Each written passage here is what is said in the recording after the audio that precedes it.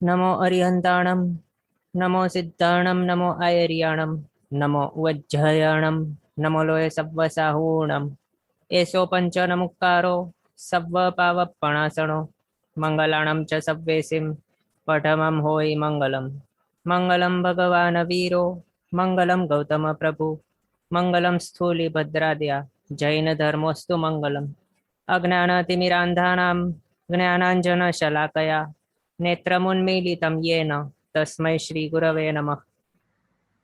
Okay, સો આપણો topic છે શ્રી દંડક પ્રકરણ. આની અંદર પરમ પૂજ્ય એવા શ્રી ગજસાર મુનિ તેઓએ આપણને ચાર ગતિમાં ભમતા એવા જે જીવો છે તેમના વિશે 24 દંડકોની અંદર તેઓનું વર્ગીકરણ કરેલું છે અને તેમના વિશે આ 24 દ્વારોની અંદર ચિંતવણી અથવા તો વિચારણા કરેલી છે. તેની અંદરથી આપણો ચોથો એવો સંજ્ઞા દ્વાર તે આપણે લાસ્ટ ટાઈમ જોયો અને પછી સંસ્થાન દ્વાર તેના વિશે આપણી વિચારણા ચાલુ હતી. તો સંજ્ઞા દ્વારની અંદર આપણે શું જોયું હતું? જીવોની અલગ અલગ ટાઈપ્સની જે સંજ્ઞાઓ છે તેના વિશે આપણે જોયું હતું. 4 હોય, પછી 4, 6, 10 અને 16 આ રીતે આપણે અલગ અલગ ટાઈપની સંજ્ઞાઓ જોયેલી હતી. તે કઈ કઈ રીતે હોય છે તે આપણે જોયું હતું અને તેની સાથે આપણને તે પણ સમજવાનું કે તે જે સંજ્ઞા છે તે કોઈક એક ટાઈમે કોઈક પર્ટિક્યુલર સમય હોય તો ત્યારે જીવને માત્ર એક જ ટાઈપની સંજ્ઞા હોઈ શકે છે, પણ હવે તેનાથી પછી તેની સંજ્ઞા ચેન્જ થઈ શકે છે અને એ પણ અંતર્મુહૂર્તને માટે અથવા તો અંતર્મુહૂર્તે તેની સંજ્ઞા તે ચેન્જ થઈ શકે છે તે સમજવાનું. અને બદલાતી હોય છે અંતર્મુહૂર્તે એ પ્રમાણે જાણવું. એ હતું સંજ્ઞાને વિશે.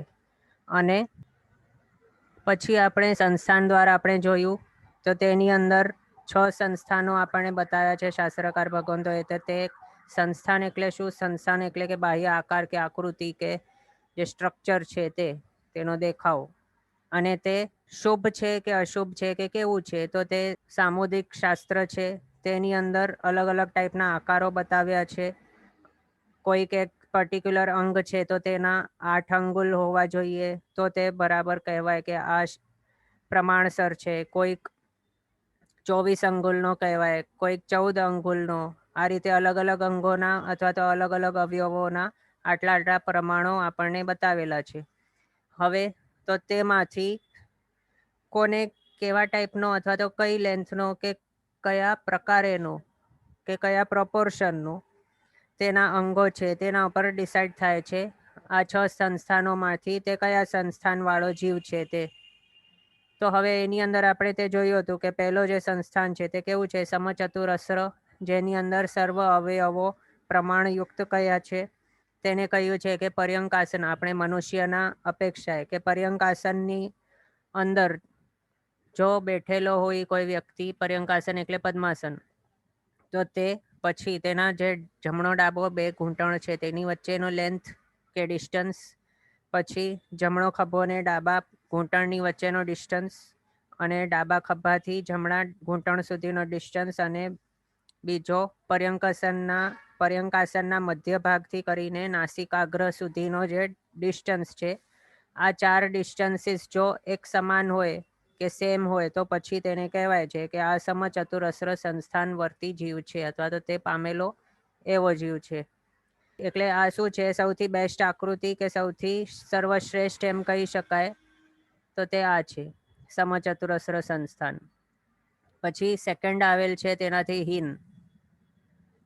તો તે સેકન્ડ ટાઈપનો છે ન્યગ્રોધ પરિમંડલ સંસ્થાન. તો તે ન્યગ્રોધ પરિમંડલ સંસ્થાન એટલે શું? તેની અંદર એક્ઝામ્પલ આપ્યું છે વટવૃક્ષ જેવું. વટવૃક્ષ એટલે કે બેનિયન ટ્રી તે કેવું હોય? તેની જે થડ છે બેનિયન ટ્રીનો તે થડ આપણને જોતા ગમે નહીં. આમ કેવું લાગે? આવા હોય ને ઘણા બધા આમ આવા ટાઈપનો થડ હોય તેનું. આમ લાગે કે ઘણી બધી બ્રાન્ચીસ અહીંયા વીંટળાઈ ગઈ છે. પણ હવે તેનો થડ એવું છે, પણ તેના જે ઉપરનો ભાગ એટલે કે જે લીવ્સનો ભાગ છે ઉપરનો, તે કેવું એકદમ સરસ દેખાય આપણને. આમ લાગે કે જોતા રહીએ. અને તેના નીચે આપણે ઊભા રહીએ અથવા તો બેસી જઈએ એવું લાગે ને આપણને. તેની બ્રાન્ચીસ છે, પછી તેના જે પત્તા છે, તેની સુંદરતા જોવા આપણને ગમે ને, આપણને તે સુંદર લાગે એટલે સારું લાગે. તો તે રીતે આ વટવૃક્ષની અંદર કેવું કહ્યું, નીચેનો જે ભાગ છે એટલે કે જે બાર્ક છે તે બેડોળ કહી શકાય અથવા તો નહીં ગમે દેખવા માટે એવું, અને ઉપરનું જે છે તે પ્રમાણયુક્ત અથવા તો જે દેખતા જે ગમે, સારું લાગે તેવું ઉપરનું ભાગ, તો તે વટવૃક્ષ જેવું. તો તે આપણને અહીંયા બતાવ્યું છે કે મનુષ્યના અપેક્ષાએ તે નાભીથી ઉપરના અંગો પ્રમાણયુક્ત છે, જે પ્રમાણ આપણને બતાવ્યા છે તે રીતના છે, પણ નાભીથી નીચેના અવયવો પ્રમાણથી રહિત છે, બેડોળ છે તેવું કહેવાય છે ન્યગ્રોધ પરિમંડલ. પછી નેક્સ્ટ છે સાદી સંસ્થાન.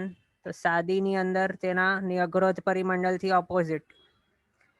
ન્યગ્રોધમાં કેવું હતું, તે બેનિયન ટ્રી શોભાયમાન હતું ને ઉપરનો ભાગ તેનું. તો અહીંયા શાલ્મલી વૃક્ષના જેવું કહ્યું છે. અને સાદી સંસ્થાનની અંદર કેવું કહ્યું છે કે તેનો જે થડનો ભાગ છે એટલે કે જે નીચેનો ભાગ છે તો તે શોભાયમાન છે અથવા તો સારું લાગે એવું છે, પ્રમાણયુક્ત છે, પણ ઉપરનો ભાગ જે છે તે પ્રમાણ રહિત છે. એ રીતે જ અહીંયા સાદી સંસ્થાનની અંદર જાણવું કે તેની અંદર કેવું, નાભીથી નીચેના અંગો પ્રમાણયુક્ત છે, પણ નાભીથી ઉપરના જે અંગો છે તે પ્રમાણ વગરના છે. એને કહ્યું છે સાદી સંસ્થાન. આ બંને કેવા છે, એકબીજાના ઓપોઝિટ છે. ન્યગ્રોધ પરિમંડલ અને સાદી, આ બંનેનું એક ગ્રુપ કહી શકાય અથવા તો જોડો તે. પછી નેક્સ્ટ આપણે જોયું હતું વામન સંસ્થાન. તો વામન સંસ્થાનની અંદર કયું છે કે જેની અંદર મસ્તક, ગ્રીવા, ગ્રીવા એટલે કે નેક છે કે ડોક છે, તો તે ગ્રીવા, હાથ અને પગ, આ ચાર જે છે અવયવો તે પ્રમાણથી યુક્ત છે અને બાકીના પ્રમાણ રહિત છે, એવું કહ્યું છે વામન સંસ્થાનને. બાકીના પ્રમાણ રહિત એટલે કયા પ્રમાણ રહિત, તો આ ઉદર, છાતી, પીઠ, આ ત્રણ વામન સંસ્થાનની અંદર પ્રમાણ વગરના છે અથવા તો બેડોળ છે તે.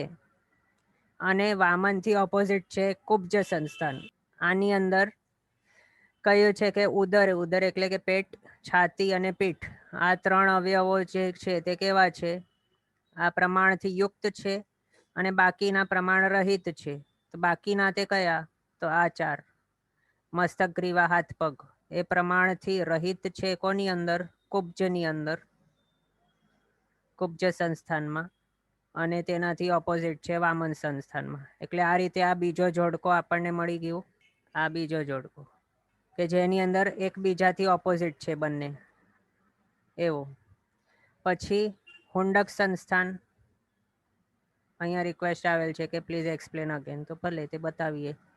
સમચતુરસ્ર સંસ્થાનની અંદર શું બતાવ્યું છે, તો તેની અંદર બતાવ્યું છે કે સમચતુઅસ્ર, સમ એટલે કે સરખો, ચતુ એટલે કે ચતુ એટલે કે ચાર, અસ્ર એટલે કે ખૂણો, તો ચારે ખૂણા જેના સમ છે એટલે કે સરખા છે તેને કહેવાય છે સમચતુરસ્ર સંસ્થાનવાળો.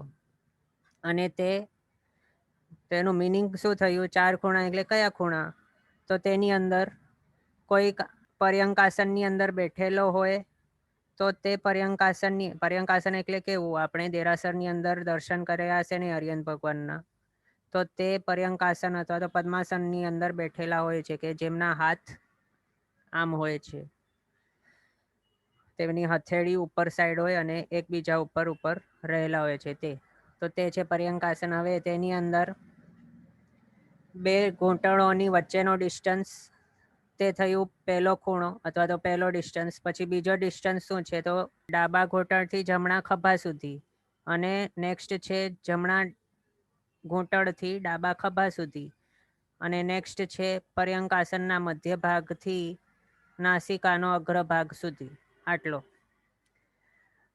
આ ચાર જે ડિસ્ટન્સીસ છે તે ચારે જેના સેમ હોય, સરખા હોય, તેને કહ્યું છે સમચતુરસ્ર સંસ્થાનવાળો. અને આ કોનું હોઈ શકે, તો 63 શલાકા પુરુષોના કમ્પલસરી આ જ હોય, સમચતુરસ્ર સંસ્થાન જ હોય. પણ બાકીના જે છે ને 63 શલાકા પુરુષ સિવાયના, તેમના હવે તેમના કર્મો ઉપર ડિપેન્ડન્ટ છે કે તેમને કયો સંસ્થાન પ્રાપ્ત કર્યો છે. હવે આની અંદર એવું જરૂરી નથી કે માત્ર ને માત્ર 63 શલાકા પુરુષોને જ આ સંસ્થાન હોય, પહેલું સમચતુરસ્ર સંસ્થાન, એવું જરૂરી નથી. પણ એ જરૂરી છે કે જો 63 શલાકા પુરુષ હોય તો તેમનું આ જ સંસ્થાન હોય, એ સમજવું. આ કહ્યા પછી આપણે શું કહીએ છીએ, આનું મિનિંગ શું થયું કે જો કોઈક 63 શલાકા પુરુષ સિવાયનો જીવ છે તો હવે તેને આ પહેલો મળી પણ શકે છે, પહેલો સંસ્થાન એ હોઈ પણ શકે છે નોન 63 શલાકા પુરુષને. પણ રૂલ શું છે, 63 શલાકા પુરુષ તરીકે ઉત્પન્ન થયા છે કે જન્મ લીધો છે તો પછી તેને કમ્પલસરી હવે પહેલો સંસ્થાન જ મળશે, સમચતુરસ્ર. જે રીતે અરિયંત ભગવાન છે, 24 તીર્થંકર ભગવંતો, 12 ચક્રવર્તી, 9 વાસુદેવ, 9 પ્રતિવાસુદેવ, 9 બલદેવ, આ છે 63 શલાકા પુરુષો. આ બધાને કયો હોય કમ્પલસરી, તો સમચતુરસ્ર સંસ્થાન પહેલો સંસ્થાન હોય. પણ આમના સિવાય બીજાને પણ હોઈ શકે, તેમના કર્માનુસાર તે જાણવું. અને બીજું એ જાણવું કે આ 6 સંસ્થાનો છે તો તે કોઈને પણ, કોઈ પણ જીવ હોય એટ અ ટાઈમ 6 સંસ્થાનો તેને નહીં હોઈ શકે, 6 માંથી કોઈક એક હોઈ શકે. જે રીતે આપણે સંગણના વિશે જોયું હતું, એટ અ ટાઈમ 6 સંગણ નહીં હોય પણ કોઈ પણ એક સંગણ હોઈ શકે. તે રીતે અહીંયા સંસ્થાન માટે પણ કોઈ જીવ છે તો તેને એટ અ ટાઈમ એક જ સંસ્થાન હોઈ શકે, 6 એક સાથે નહીં હોય, તે સમજવું. હવે તે શા માટે, કારણ જો સમજો. એક્ઝામ્પલ, જો સર્વ તેના અંગો પ્રમાણથી યુક્ત છે તો પછી એનું મિનિંગ શું થયું, તે પછી ન્યગ્રોધ પરિમંડળની અંદર ફિટ નહીં થાય ને, પછી તે સાદી સંસ્થાનની અંદર પણ ફિટ નહીં થાય. એટલે સર્વ અવયવો તેના પ્રમાણયુક્ત છે, પ્રમાણસર છે. પણ ન્યગ્રોધ ને સાદીમાં શું છે, કોઈકનો ઉપરનો પ્રમાણસર છે, નીચેનો પ્રમાણ વગરનો છે, કોઈકનો ઉપરનો પ્રમાણ વગરનો ને નીચો પ્રમાણ વાળો છે, કોઈકના છે હાથ પગ મસ્તક ગ્રીવા, એ પ્રમાણ યુક્ત છે અને બાકીના પ્રમાણ રહિત છે. પણ હવે પહેલા માટે કન્ડિશન શું છે, સર્વ અંગો પ્રમાણયુક્ત છે. તો હવે તેના ઉપરથી આપણે તે કહી શકીએ કે કોઈક એક પર્ટિક્યુલર જીવને એટ અ ટાઈમ માત્ર એક જ સંસ્થાન હોઈ શકે. બીજું, આ માટે કેવું રૂલ છે, સંગણને માટે આપણે શું જોયું હતું, જો મોક્ષ પ્રાપ્ત કરવું હોય તે પર્ટિક્યુલર ભાવની અંદર તો પહેલો સંગણ જરૂરી છે. પણ બીજોથી કરીને 6ઠ્ઠા સંગણવાળા કોઈ હોય તો તે ભાવની અંદર મોક્ષ પામી શકે નહીં. પણ સંસ્થાન માટે કેવું છે, એ માટે કોઈ રૂલ નથી એવું કે માત્ર પહેલા સંસ્થાનવાળા જ મોક્ષ પામી શકે તે ભાવમાં, કે બીજાવાળા જ પામી શકે, 6ઠ્ઠાવાળા નહીં જ પામી શકે, એવું કોઈ રૂલ નથી. પહેલાથી 6ઠ્ઠા સંસ્થાન છે તેમાંથી કોઈ પણ સંસ્થાન કોઈ પણ જો જીવને હોય તો પછી તે ભાવમાં તે મોક્ષ પ્રાપ્ત કરી શકે છે. આ બાધક રૂપે એક્ટ નથી કરતા સંસ્થાનો. મોક્ષ પ્રાપ્ત કરવું હોય જો તે ભાવની અંદર તો તે માટે બાધા તરીકે આ 6 સંસ્થાનો છે તે બાધા ક્રિએટ કરતા નથી, એટલે કે મોક્ષ પ્રાપ્ત કરતા રોકતા નથી. આમનું કંઈ રિલેશન નથી કે મોક્ષ પ્રાપ્ત કરી શકશે કે નહીં આ ભાવમાં, મેન તે સમજવું. એટલે આ એક ડિફરન્સ છે. સંગણ માટે કેવું હતું, પહેલો સંગણ હોય તો જ પછી મોક્ષ પ્રાપ્ત કરી શકે એવું, પણ આમાં એવું નથી, તે સમજવું. ઓકે, ક્વેશ્ચન છે, આપણને પણ પહેલું સંસ્થાન હોઈ શકે તે આવું આપણા પુણ્ય ઉપર ડિપેન્ડન્ટ છે. ઉત્કૃષ્ટ અને એવા પ્રકૃષ્ટ ટાઈપના જે પુણ્ય હોય તો પછી હોઈ શકે. પણ આ જે કાળ છે તેની અંદર એવું પોસિબિલિટી લાગતી નથી આપણને. કારણ શું, 32 લક્ષણવાળા જે મનુષ્યો કહેવાય તે પણ હમણાં મળવા અતિ દુર્લભ છે. તો પછી સમચતુરસ્ર સંસ્થાનવાળા તો કઈ રીતે આપણને મળી શકે. કાળ પણ કેવું છે, ઉતરતો છે હમણાં. એટલે થોડી ના થોડી કંઈ ના કંઈ ખોડખાપણ તો હોય હમણાં આપણા માટે, એવું હોઈ શકે છે, તે સમજવું. ક્વેશ્ચન છે, વાસુદેવ પ્રતિવાસુદેવને પણ ફર્સ્ટ સંસ્થાન હોય તો હા, વાસુદેવ પ્રતિવાસુદેવ કોણ છે, 63 શલાકા પુરુષો છે ને તેની અંદર આવે છે ને, કે 9 વાસુદેવ, 9 પ્રતિવાસુદેવ, 9 બળદેવ, 12 ચક્રવર્તી, 24 તીર્થંકર ભગવંત, આ બધા મળીને 63 શલાકા પુરુષ થયા. તો 63 શલાકા પુરુષોને માટે નિયમ છે કે તેઓ પહેલા સંજ્ઞાણવાળા હોય અને પહેલા સંસ્થાનવાળા હોય. આ બંને તેમને ફર્સ્ટ જ મળેલું હોય 63 શલાકા પુરુષોને. અને બીજું સંસ્થાન માટે એવું પણ છે કે જે યુગલિક મનુષ્યો છે ને તેમને યુગલિકોને કમ્પલસરી પહેલો સંસ્થાન જ હોય. પણ નોન યુગલિક આપણા જેવા જે છે સાદા મનુષ્યો કે જેમના સંખ્યાતા વર્ષના આયુષ્ય છે તેમને હવે કોઈ પણ સંસ્થાન પોસિબલ છે તે સમજવું. ક્વેશ્ચન છે, હુંડક સંસ્થાનવાળા મોક્ષમાં જઈ શકે? તો હા, તેમના માટે એવું કોઈ રૂલ નથી કે હુંડકવાળા નહીં જાય. પણ હવે આપણે શું કહ્યું કે આ સંસ્થાન તે મેટર નથી કરતો મોક્ષ પ્રાપ્ત કરી શકશે કે નહીં તેમાં. તો સંસ્થાન ભલે તેને હુંડક મળ્યું છે કે પ્રથમ સંસ્થાન મળ્યું છે, તો પણ હવે તે જો જીવ જે છે પર્ટિક્યુલર મનુષ્ય, તો તેને જો બાકીના જે કન્ડિશન્સ મોક્ષને માટે જે છે સંગણ વગેરે, તો તે જો તેના માટે ફૂલફિલ ન થતા હોય તો તેનું મોક્ષ ત્યારે પોસિબલ નહીં થઈ શકે. પણ સંસ્થાન જે છે તેને જો હુંડક મળેલું હોય અને જો તે કર્મભૂમિની અંદર જન્મેલો હોય, એ પણ હમણાંના 5મા આરા જેવા ટાઈમમાં નહીં, પણ મહાવિદ્ય ક્ષેત્રના અંદર અથવા તો ત્રીજો આરો જે ચાલતો હતો આપણે ત્યાં ત્યારે, કે ચોથો આરો હતો ત્યારે, એ પણ ત્રીજા આરાનું સર્વ ભાગ નહીં પણ અંતિમ જે ભાગ હતું એન્ડના વર્ષો, તો તેની અંદર અથવા તો એટલે જે ટાઈમે જે સ્થળમાંથી જે ભૂમિમાંથી મોક્ષ પોસિબલ હોય ત્યારે જો તેનો જન્મ થયેલો એ પણ પહેલા સંગણથી યુક્ત હોય અને જો સમ્યક્ત્વ પ્રાપ્ત કરે અને આગળ ઘણા બધા કન્ડિશન્સ છે, એટલે કે મનુષ્ય ભાવ તો કે તેને કમ્પલસરી જરૂરી છે ત્યાં, તે બધા કન્ડિશન જો તે ફૂલફિલ કરે તો પછી તેના માટે કયો સંસ્થાન મળેલું છે તેને તે મેટર નથી કરતો,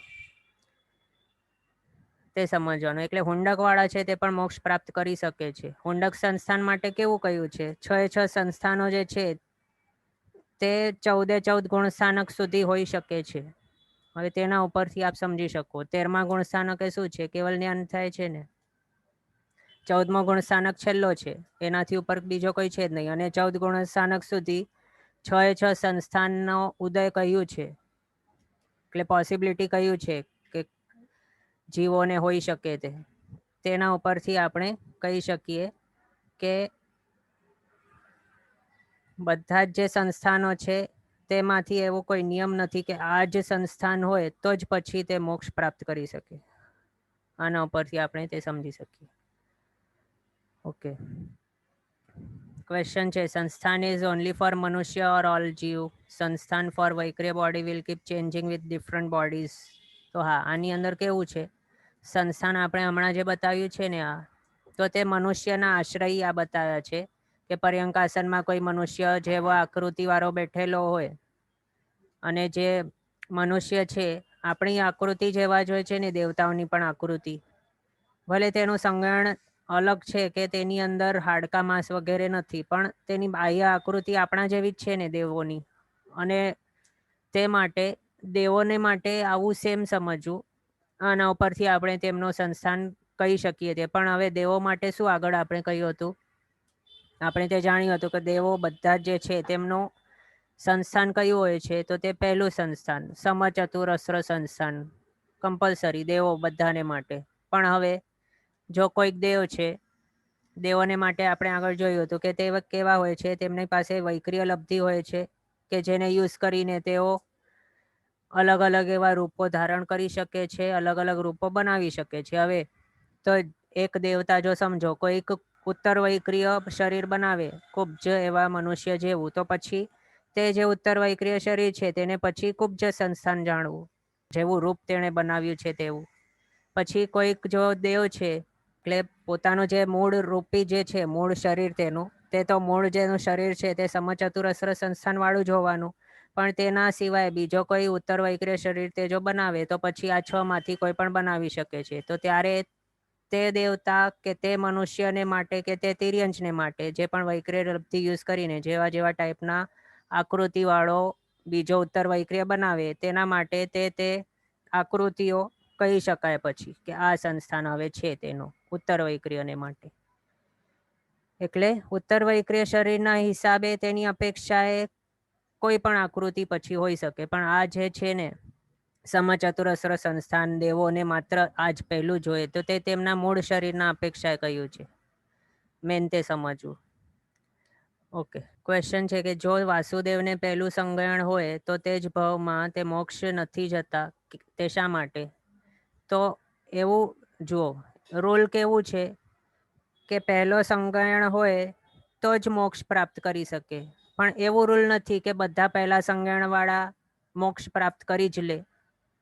એટલે કેવું, મોક્ષ પ્રાપ્ત કરવાને માટે તે કન્ડિશન છે કે જો મોક્ષ પ્રાપ્ત કરવું હોય તે પર્ટિક્યુલર ભાવમાં તો પહેલું સંજ્ઞાણ હોવું જોઈએ. પણ હવે પહેલું સંજ્ઞાણ જો નથી તો તેને તે ભાવમાં મોક્ષ પ્રાપ્ત નહીં થાય. પણ હવે જો કોઈક જે આત્મા છે તેણે જો પહેલું સંજ્ઞાણ પ્રાપ્ત કર્યું છે તેના પૂર્વભાવના પુણ્યકર્મના કારણે પહેલા સંજ્ઞાણ વર્તી તે બન્યું છે, તો હવે તે માટે તેને હવે નિયમ નથી થઈ ગયું કે તે હવે આ જ ભાવની અંદર મોક્ષ પ્રાપ્ત કરશે. કારણ શું? વાસુદેવોને આ તો આપણે જાણીએ છીએ ને તે કેવા છે, 7મી નરકમાં એ જઈ શકે, 4થીમાં જતા હોય, અલગ અલગ એવી નરકમાં જઈ શકતા હોય છે. એ તો વાસુદેવનું કહ્યું. પણ આપણે સંજ્ઞાણ દ્વાર જોઈ રહ્યા હતા ત્યારે શું કહ્યું હતું? આપણે તે શીખ્યા હતા કે 7મી જે નરક છે તેની અંદર જો જવું હોય તો પહેલો સંજ્ઞાણ જરૂરી છે ત્યાં, 7મી નરકમાં જવું હોય તો. પણ આપણા જેવા જે છે 6ઠ્ઠા સંજ્ઞાણ, જે છેવટું સંજ્ઞાણવાળા, તો તેઓ આપણને કેટલું પણ જોઈતું હોય, આમ તીવ્ર ઈચ્છા થતી હોય કે નહીં મને તો 7મી નરકમાં જ જવું છે, મને તો 6ઠ્ઠી નરકમાં જ જવું છે, હું આની હિંસા કરીશ, તેના વિશે આવા ટાઈપનું જૂઠ બોલીશ, આટલી મોટી ચોરી કરી લઈશ, આટલા બધા જણના સામૂહિક રીતે હત્યા કરી નાખીશ, તો પછી મને 7મી નરક મળી જ જશે. આવું એકદમ એક સ્પિરિટ હોય ને જો આપણી અંદર કે નહીં મને 7મી નરકમાં જ જવું છે, કેટલી પણ ઈચ્છા હોય તો પણ આપણે જઈ શકવાના નથી આ ભાવમાંથી. તે સમજવાનું. કારણ આપણા જે સંજ્ઞાણ છે તે બાધક છે, 7મી નરકમાં જતા આપણને રોકી દેશે. પણ ક્યાં સુધી પહોંચાડશે? તો બીજી નરક સુધી જ પહોંચાડી શકે આપણને, કેટલા પણ હીન કે ખરાબ ભાવો કરીએ તો પણ. એટલે અહીંયા જે પહેલો સંજ્ઞાણનો જે કહ્યું છે ને, તો મોક્ષ જો જોઈતું હોય તો પહેલું સંજ્ઞાણ આવશ્યક છે, પણ બાકી ના હોય તો નહીં મળી શકે તે ભાવમાંથી. તે નિયમ છે. પણ તેનાથી વિપરીત ઓપોઝિટ એ નિયમ નથી કે પહેલો સંજ્ઞાણ હોય તો મોક્ષ મળી જ જાય. મેન તે સમજવું. ઓકે, ક્વેશ્ચન છે કે 63 શલાકાવાળામાં 12 કોણ હોય? ઓકે, તો આપણે અહીંયા લખી દઈએ છીએ સ્ક્રીન ઉપર. 24 તીર્થંકર ભગવંતો, પછી 12 ચક્રવર્તી, 9 વાસુદેવ, 9 બલદેવ અને 9 પ્રતિવાસુદેવ. આ રીતે 63 થઈ ગયા. ઓકે, તો આ જાણ્યું આપણે. આના સાથે આપણે તે જાણ્યું હતું કે સંસ્થાન જો જોઈએ તો પછી દેવો જે બધા છે તે બધા જ દેવોને માટે મૂળ શરીર પણ પહેલું સંસ્થાન જ હોય. પછી નારકી જીવો છે તો નારકીઓને માટે હુંડક સંસ્થાન જ હોય કમ્પલસરી, 6ઠ્ઠું જે છે તે. હવે તેની અંદર પણ અતિ બીભત્સ્ય અને અતિ જોવામાં એકદમ નહીં ગમે એવું તેવું હોય છે તેમને. એ પણ કેવું કહ્યું છે કે કોઈક જો પક્ષી છે તો તેની પાંખો ઉખાડી નાખવામાં આવે તો તે કેવું બીભત્સ્ય દેખાય અને ભયાનક કેવું દેખાય. એટલે બીભત્સ્ય એટલે ભયંકર, એટલે આપણને જોવા ગમે નહીં એવો. આંખો માટે એટલે જોવા માટે અણગમતો એવો તેને બીભત્સ્ય કહેવાય. અને ભયાનક એટલે ભયંકર એવું. તો એવું ટાઈપનું તેમનું સંસ્થાન કહ્યું છે, આકૃતિ તેમની એવી છે. અને બાકીના જે વિકલેન્દ્રિયો છે તેમના માટે હુંડક સંસ્થાન આપણે કહ્યું હતું, એટલે તે જોયું હતું. અને બાકી જે પૃથ્વીકાય વગેરે 5 સ્થાવરો છે તેમના વિશે આપણે ગાથા દ્વારા તે જોયું હતું કે તે કેવા હોય છે. નાણા વિહ ધયસૂય બુબ્બોય વણ વાવું તેવું અપકાયા પુઢવી મસૂર ચંદાકારા સંઠાણાઓ ભણ્યા. તેની અંદર નાણા વિહ ધયસૂય બુબ્બોય એટલે કે જે વનસ્પતિ છે તેમના માટે અલગ અલગ ટાઈપના આવા કોઈ પણ હોઈ શકે. આપણે જોયું હશે બધાના આકારો અલગ અલગ હોઈ શકે છે, વેલડીના અલગ અલગ, તે બધું જોયું હતું. પછી વાયુકાયને વિશે ધજા જેવું, ધય, પછી તેવુકાયનો સોઈ જેવો, વાવુકાયનો પરપોટા કે બબલ જેવો, પૃથ્વીકાયનો મસૂરની દાળ અથવા તો ચંદ્ર જેવો, એ પણ અર્ધ અહીંયા દેખાય છે તેવું, તે આપણે જોયું હતું. આ બધા શું છે? એકેન્દ્રિયોના હુંડક સંસ્થાનોના પર્ટિક્યુલર આવા ટાઈપના આકારો છે. બધાના છે તો હુંડક જ, પણ હવે તેની અંદર આ જ ટાઈપનું વાયુકાયનો, આ જ ટાઈપનું તેવુકાયનો, આ જ ટાઈપનો અપકાયનો, પછી આ જ ટાઈપનો પૃથ્વીકાયનો.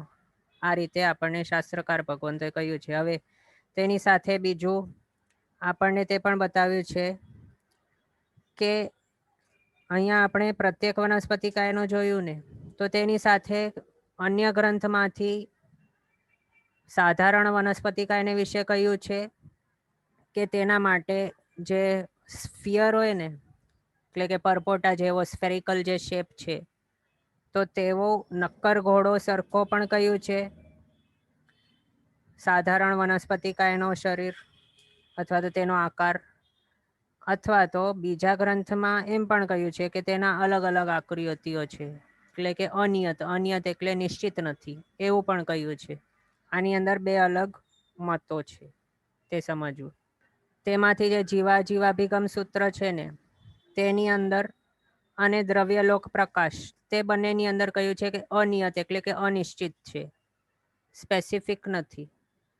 પણ સંગ્રહણી વૃત્તિ જે છે તેની અંદર બતાવ્યું છે કે તે આવા પરપોટા જેવો છે કે જે અંદરથી હોલો નહીં પણ આખો ભરેલો, એટલે સ્ફેરિકલ છે, સોલિડ, એક ઘોડો જેવું છે.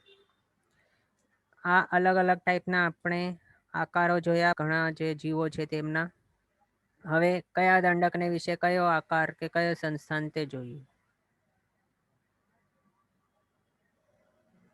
તો સૌથી પહેલા દેવોને વિશે આપણે જોયું હતું કે દેવોના 13 દંડકોને સૌ કોઈને પહેલો સંસ્થાન હોય. હવે તેમાં પણ 13 દંડકો કયા, તો તે ચેટ બોક્સની અંદર બતાવજો મને, દેવોના 13 દંડકમાં કોણ કોણ આવે. પછી નેક્સ્ટ આવે છે ગર્ભજ તિર્યંચ અને ગર્ભજ મનુષ્ય, એટલે કે આ બે દંડકો છે તેમને 6 સંસ્થાન હોઈ શકે છે. અને એ પણ આપણે જોયું તે પ્રમાણે એટ અ ટાઈમ એક જ સંસ્થાન હોઈ શકે, 2, 3, 4 કે 6 એક જ સાથે એક જ જીવને નહીં હોય. પણ આ 6 સંસ્થાન જે કહ્યું છે તે અનેક જીવોની આશ્રય અથવા તો આ ગતિ પ્રત્યે કહ્યું છે, અથવા તો આ ગતિ જો મળે, એટલે કે આ ગર્ભજ મનુષ્યપણું જો મળે તો કઈ કઈ પોસિબિલિટીઝ છે, શું શું મળી શકે છે, કયા કયા સંસ્થાનો મળી શકે છે, તે અહીંયા બતાવ્યું છે કે 6 પોસિબલ. પછી નારકીઓનો 1 દંડક, સ્થાવરોના 5 દંડક અને વિકલેન્દ્રિયોના 3 દંડક. આમને વિશે બતાવ્યું કે ટોટલ 9 દંડકો છે, તેમના વિશે હુંડક સંસ્થાન હોય છે. હુંડક એટલે 6થો સંસ્થાન, એના સિવાય બીજો સંસ્થાન નહીં હોય, તે સમજવું. એની અંદર પણ 5 સ્થાવરો કયા, તો પૃથ્વીકાય, અપકાય, તેવુકાય, વાવુકાય, વનસ્પતિકાય, એ 5 સ્થાવર. પછી વિકલેન્દ્રિયો, 2 ઇન્દ્રિય, તેન્દ્રિય, ચૌરેન્દ્રિય, તે 3 છે વિકલેન્દ્રિય. અને નારકી, 7 નાર્કવાળા જીવો, તે 1 દંડકની અંદર આવી ગયા. ઓકે, આ રીતે આપણે સંસ્થાન દ્વાર વિશે જોયું. હવે અહીંયા ઘણા બધા આન્સર આવી ગયા છે કે દેવો 13 જે છે તે કઈ રીતે, તો તેની અંદર ગીતાબેન છેડાનું આવ્યું છે કરેક્ટ આન્સર. અસુરકુમાર વગેરે 10, જ્યોતિષનો 1, વૈમાનિકનો 1, વ્યંતરનો 1 રાઈટ છે. પછી રુચિતાબેન નાગડાનું રાઈટ આન્સર છે. મીનલબેન મોતાનું રાઈટ આન્સર છે. રેખાબેન નાગડાનું પણ રાઈટ આન્સર છે. ટેણીબેનનો પણ આન્સર આવ્યું છે, તે પણ રાઈટ છે. ઓકે, એ બધાના રાઈટ આન્સર છે. એટલે 13 દંડકો કયા છે તે અહીંયા આપણે લખી દઈએ. પહેલો વૈમાનિકનો 1, વ્યંતર 1, 1 જ્યોતિષ અને 10 ભવનપતિ. આ રીતે ટોટલ 13 દંડકો છે. આ આપને ક્યારે પણ કોઈ પણ પૂછે તો આ આપને બાયહાટ હોવું જોઈએ અને તરત જ આન્સર આવવું જોઈએ. આ રીતે આપણે સંસ્થાન દ્વાર જોયો. હવે નેક્સ્ટ દ્વાર આવે છે કષાય દ્વાર. તો કષાય જે છે 4 ટાઈપના, તે આપણે સંજ્ઞા દ્વાર ચાલુ હતું, 16 સંજ્ઞા દ્વાર, તો એની અંદર ક્રોધ, માન, માયા, લોભ આ 4 સંજ્ઞા આવેલ હતી. તો આ કષાયોના વિશે આપણે ત્યારે વિચારણા ડિટેલમાં કરેલ હતી, એટલે અહીંયા આપણે શોર્ટમાં કહીશું કે કષાય તે આપણને બતાવ્યું છે કે શાસ્ત્રકાર ભગવંતોએ કે કષાય 4 ટાઈપના છે, અને એ પણ એનું જે નામ મળેલું છે, એટલે કે કષાય જે વર્ડ છે તેનું મિનિંગ શું છે. કશ એટલે કે સંસાર, અને આય એટલે કે લાભ. આપણે કહીએ ને કે આય થઈ, આટલી આય છે, કોની ઇન્કમ આટલી છે, તો તે આય એટલે કે ઇન્કમ. એટલે સંસારનો ઇન્કમ જેના દ્વારા થાય આત્મા ઉપર, અથવા તો સંસાર જેનાથી વધે કે આવક થાય જેના કારણે, તો તે છે કષાય. તો તે કષાયો ટોટલ 4 ટાઈપના બતાવ્યા છે. એમાં પણ ક્રોધ, માન, માયા અને લોભ આ 4 ટાઈપ આપણે જાણીએ છીએ. તેમાં ક્રોધ જે છે તેના 4 પ્રકાર કહી શકાય, માનના 4 પ્રકાર, માયાના 4 પ્રકાર અને લોભના 4 પ્રકાર. આ રીતે 4 કષાયના 4 પ્રકાર કહી શકાય. તેના નામો અહીંયા બતાવી દઈએ. ક્રોધ, માન, માયા, લોભ આ 4 કષાય 4 પ્રકારે હોઈ શકે. તો તે કયા કયા 4 પ્રકારો? તો અનંતાનુબંધી, અપ્રત્યાખ્યાન્ય, પ્રત્યાખ્યાન્ય અને સંજ્વલન. આ 4 ટાઈપના કષાયો હોય છે.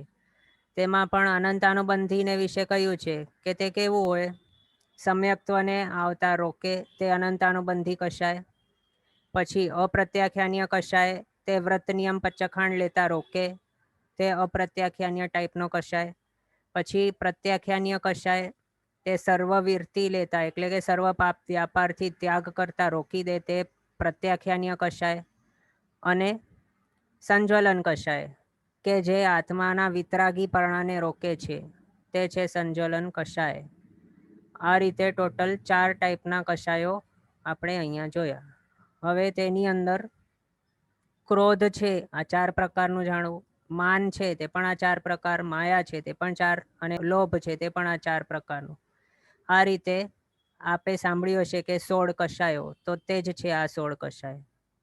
4 4 16. ઓકે.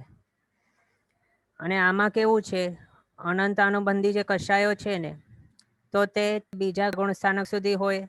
અપ્રત્યાખ્યાન્ય કષાય છે તે 4થા ગુણસ્થાનક સુધી હોય. પછી પ્રત્યાખ્યાન્ય કષાય તે 5મા ગુણસ્થાનક સુધી હોય. અને સંજ્વલન કષાય તેમાંથી આપણે આગળ જાણીશું, નેક્સ્ટ ટેબલમાં તે લખ્યું છે. સંજ્વલન કષાયમાં કેવું છે, 9મા ગુણસ્થાનક સુધી ક્રોધ, માન, માયા હોય, અને 10મા સુધી લોભ હોય. આ રીતે બતાવ્યું છે. ઓકે. હવે આગળ જોઈએ, કયા દંડકને કયો કષાય હોય. તો તે સર્વદંડકોને 4 પ્રકારના કષાયો હોઈ શકે છે, તે જાણવું. એક મિનિટ, આના વિશેની ગાથા આપણે જોયેલી નથી, તો તે ગાથા પહેલા જોઈ લઈએ. 13 ગાથા સુધી આપણે જોઈ લીધી હતી, અને 14મી ગાથા આજે ગ્રહણ કરીને તેના વિશે આગળ વિચારણા કરશું. 14th ગાથા, તો હાથ જોડીને ગ્રહણ કરજો. સવ્વેવી ચૌકસાયા લેસ છગમ ગભ્ભ તિરીય મણુ એસુ નારય તેઉ વાઉ વિગલાવે માણીય તિલેસા. આની અંદર આપણે તે બતાવ્યું છે કે કષાયો કયા દંડકને વિશે કેટલા કષાયો હોય. આટલા સુધી તે બતાવ્યું. તે શું કહે છે આની અંદર, સવ્વેવી ચૌકસાયા. સવ્વેવી એટલે કે સર્વોને, સર્વોને એટલે બધા જ દંડકો જે છે તે બધાને. ચૌકસાયા એટલે કે ચૌ એટલે કે 4, કસાયા એટલે કે કષાયો. તો તે બધા જ દંડકો છે તેમને 4 કષાયો હોય છે, તે બતાવ્યું. પછી આગળ હવે લેશિયા દ્વાર છે તેના વિશે આવી ગયું છે. તો અહીંયા આપણે ગાથા ગ્રહણ કરી છે, એટલે આના આપણે માત્ર શબ્દાર્થ લઈએ છીએ, પછી તેનો અર્થ પછી જોશું. તો આનો અર્થ શું થાય છે, એટલે કે શબ્દાર્થ શું થાય છે. લેસ છગમ ગભ્ભ તિરીય મણુ એસુ. હવે લેસ એટલે કે લેશિયા, છગમ, છગમ એટલે કે 6, ગભ્ભ તિરીય મણુ એસુ, ગભ્ભ એટલે કે ગર્ભજ, તિર્ય એટલે કે તિર્યંચ, મણુ એ શું એટલે કે મનુષ્યો ને વિશે, એટલે આની અંદર ત્રણેયનો સમાસ કરેલું છે. એટલે એનું મિનિંગ શું થયું કે ગર્ભજ તિર્યંચ અને ગર્ભજ મનુષ્ય આ જે છે બંને તેઓના વિશે કહે છે કે 6 લેશિયા હોય. નારય તેવું વાવું, નારય એટલે કે નારકી જીવો, પછી તેવું એટલે કે તેવું કાય, વાવ એટલે વાયુ કાય, વિગલા એટલે વિકલેન્દ્રિય, વિકલેન્દ્રિય એટલે બેન્દ્રિય તેન્દ્રિય ચૌરેન્દ્રિય તે 3, પછી વૈમાણીય એટલે કે વૈમાનિક દેવો છે તે, તિલેસા એટલે તી એટલે કે 3, લેસા એટલે કે લેશિયા. ઓકે, તો આ આપણે શબ્દાર્થ જોઈ લીધું આ 14મી ગાથાનું. હવે આ જે પણ ગાથાઓ આપ ગ્રહણ કરી રહ્યા છો બધા ગાથાઓ આપને સાથે સાથે બાયહાટ કરવાની છે. આમ જ ગ્રહણ કરીને ભૂલી નથી જવાનું. જે રીતે ગ્રહણ કરતા જાઓ તે રીતે આપને બાયહાટ કરતા રહેવાનું છે. અને જો ઉચ્ચારણ જો ભૂલાઈ ગયેલું હોય તો પછી આપણે ડિસ્ક્રિપ્શન છે તેમાં આની જે પણ 44 ગાથાઓ છે તે બધાની રેકોર્ડિંગ આપણે ગાથાઓના ઉચ્ચારણો ત્યાં રાખેલું છે, તેનું લિંક છે આપણા ડિસ્ક્રિપ્શનમાં, તો ત્યાંથી આપ સાંભળી શકો છો જ્યારે પણ જોઈએ ત્યારે. એટલે કંઈ પણ કરો, પ્રયત્ન કરો, કોઈ પણ રીતે આ ગાથાઓ આપને બાયહાટ કરવાનું લક્ષ્ય રાખવાનું. ઓકે, તો અહીંયા આપણે 14મી ગાથાનો અર્થ જોયો અને લેશિયા દ્વાર છે તે પછી જ્યારે આપણે જોઈશું ત્યારે આના વિશે જોઈશું. ઓકે, હવે ગાથામાં આપણે જોયું સવ્વેવી ચૌકસાયા એટલે બધા જ જે દંડકો છે બધાને 4 કશાયો હોય છે તે આપણને ગાથામાં બતાવ્યું. અહીંયા રિક્વેસ્ટ છે કે can you please repeat the 4 types as in અનંતાનુબંધી and all stop what. Okay, તો એમાં કેવું છે અનંતાનુબંધી કશાય જે છે તે સમ્યક્ત્વ પ્રાપ્ત કરતા કે સમ્યક્ત્વ ઉજાગર થતા કે પ્રગટ થતા તે રોકે છે. પછી અપ્રત્યાખ્યાનીય કશાય છે તો તે અપ્રત્યાખ્યાનીય કશાય તે અણુવ્રતો એટલે કે એક પણ નાનો મોટો પણ વ્રત વિધિ તે આવતા રોકી દે છે અપ્રત્યાખ્યાનીય કશાય. પછી પ્રત્યાખ્યાનીય કશાય તે સર્વવીરતીને રોકે છે. એટલે સર્વવીરતી એટલે સર્વ સાવધ્ય વ્યાપારનો ત્યાગનો જે પચ્ચકાણો છે એટલે સર્વવીરતીપણું, સર્વથી પચ્ચખાંડ લેતા તે રોકે છે પ્રત્યાખ્યાનીય કશાય. અને સંજ્વલન કશાય તે વિતરાગીપણાને રોકે છે, એ સમજવું. ઓકે, અને આ આપણે અહીંયા લખ્યું છે કે કયા ગુણ સ્થાનક સુધી કયા કશાયો હોય છે તે. અનંતાનુબંધી ટાઈપના બીજા સુધી હોય, અપ્રત્યાખ્યાનીય ટાઈપના ચોથા સુધી હોય, પ્રત્યાખ્યાનીય ટાઈપના 5મા સુધી હોય, સંજ્વલન ટાઈપના છે તે 9મા સુધી કોઈ હોય, ક્રોધમાન માયા તે 9મા સુધી, અને 10મા સુધી સંજ્વલન લોભ. આ રીતે કહ્યું છે. હવે નેક્સ્ટ છે, ઓકે અહીંયા આપણે તે લખીને રાખ્યું છે પહેલાંથી. તો આની અંદર શું બતાવેલ છે, ક્રોધમાન માયા લોભ તે કયા કયા ગુણ સ્થાનક સુધી છે. તો આની અંદર એઝ અ હોલ ક્રોધમાન માયા લોભ આપણે લખ્યું છે. અને તેની અંદર કેવું તો અપ્રત્યાખ્યાનીય, પ્રત્યાખ્યાનીય કે સંજ્વલન કયો ક્રોધમાન માયા લોભ છે તે અહીંયા લખ્યું નથી, પણ તે વિષય આપણે કહ્યું હતું કે આગળ આવવાનું છે કર્મગ્રંથની અંદર, તો ત્યારે જાણીશું. પણ હમણાં માટે તે જાણવાનું કે ક્રોધ કશાય જો કોઈ પૂછે ક્યાં સુધી હોઈ શકે ક્રોધ, તો 9મા ગુણ સ્થાનક સુધી હોઈ શકે. માન ક્યાં સુધી હોઈ શકે, તો 9મા. માયા ક્યાં સુધી, તો 9મા. લોભ ક્યાં સુધી, તો 10મા સુધી. આ રીતે જાણવું. ઓકે, આ રીતે આપણે કશાય દ્વાર છે તેના વિશે વિચારણા કરી. હવે આગળ નેક્સ્ટ જોઈએ. તો શાસ્ત્રકાર ભગવંતોએ અહીંયા આપણને અલગ અલગ અપેક્ષાએ જીવોના ભેદો બતાવ્યા છે, અને તે કઈ કઈ અપેક્ષાએ તે જોઈએ. એક અપેક્ષાએ જો જોઈએ ચેતના દૃષ્ટિએ કે ચેતનવંત છે કે નહીં, એટલે કે ચેતના છે કે નહીં, તો તે અપેક્ષાએ બધા જીવો એક જ પ્રકારમાં આવે, એક જ ટાઈપમાં. પછી 2 ટાઈપમાં કઈ રીતે આવી શકે, તો તેની અંદર સંગની છે કે અસંગની તે અપેક્ષાએ, અથવા તો ત્રસ્ત છે કે સ્થાવર. આના સિવાય બાકીની પણ અપેક્ષાઓ હોઈ શકે, પણ અહીંયા આપણે આટલી કહી છે. પછી 3 રીતે 3 પ્રકારે જીવો કઈ રીતે હોઈ શકે, તો તેમાં વેદની અપેક્ષાએ પુરુષવેદી છે, સ્ત્રીવેદી કે નપુંસક વેદ તે. પછી 4 પ્રકારે કઈ રીતે, તો 4 ગતિની અપેક્ષાએ દેવ, મનુષ્ય, તિર્યંશ, નારકી.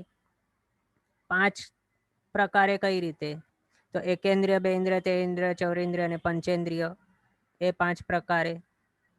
પછી 6 પ્રકારે કઈ રીતે, તો 6 કાય જીવોના રીતે, પૃથ્વીકાય, આપકાય, તેવકાય, વાવકાય, વનસ્પતિકાય અને ત્રસકાય.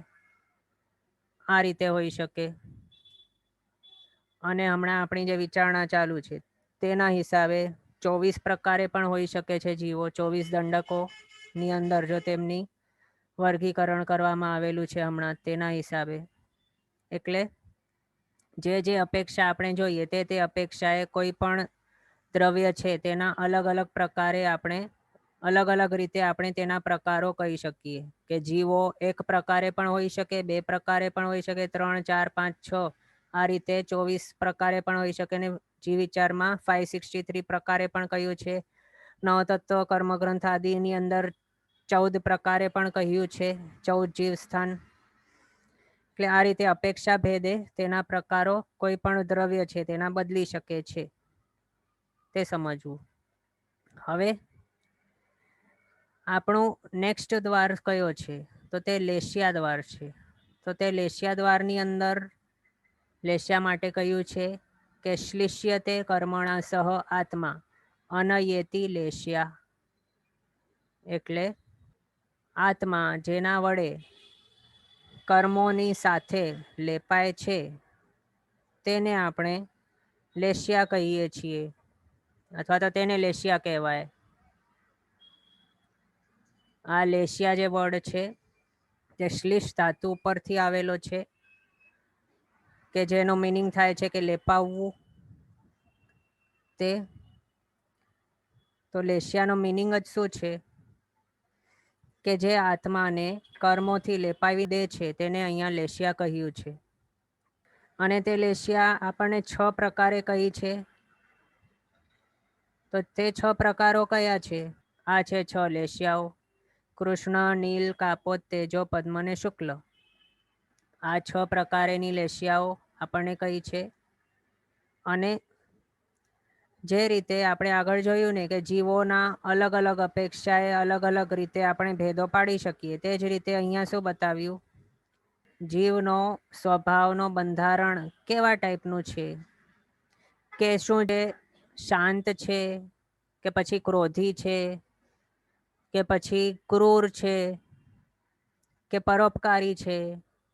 એટલે મેન તેના જે પણ સ્વભાવ તરફ ઇન્ક્લિનેશન હોય તેવા ટાઈપની લેશિયા તે જીવને વિશે કહેલી છે.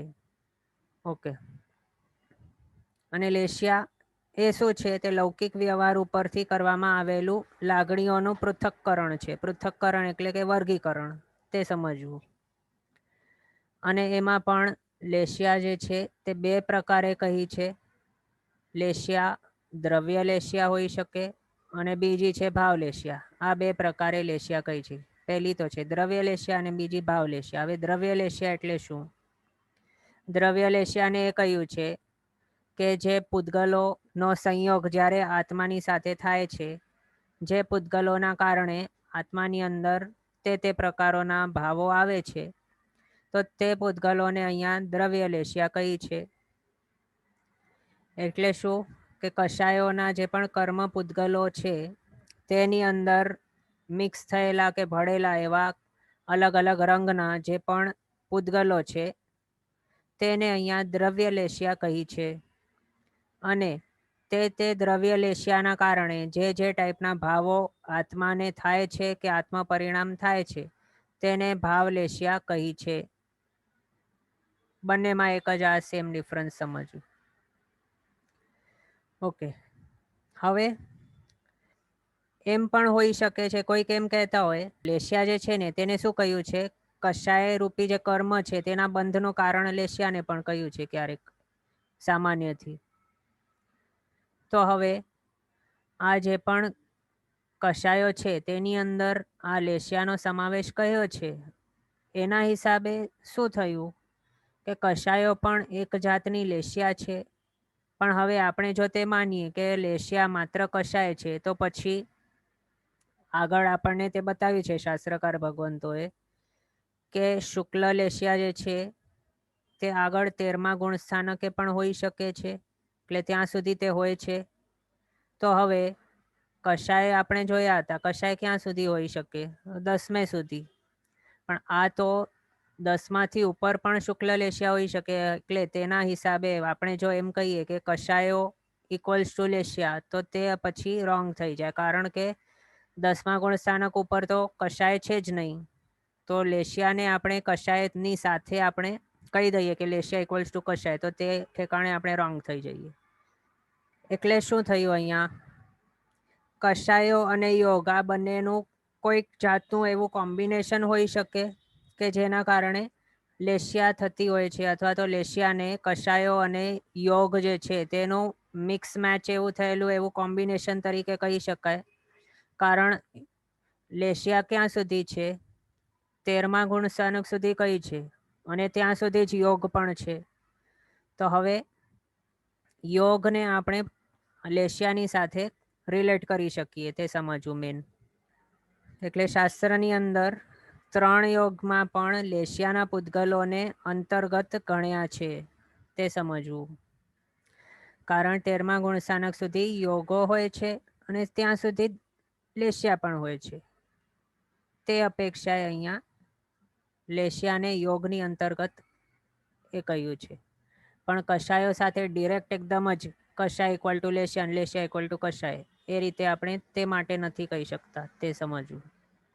ઓકે, પણ હવે આપણે લેશિયા જ્યારે જાણશું ને, તો તેની અંદર શું શું આવે છે? એકદમ ક્લિષ્ટ પરિણામી હોય તો તે પહેલી લેશિયાવાળો કહેવાય છે, અને એકદમ શાંત અને એવા પરિણામવાળા હોય તો તે શુક્લ લેશિયાવાળા કહેવાય છે. તો એમાં ક્લિષ્ટ પરિણામી એટલે અત્યંત એવા ક્રૂર સ્વભાવી, અત્યંત ક્રોધી ને એવાને કહ્યું છે અહીંયા કે તે કેવા હોય છે?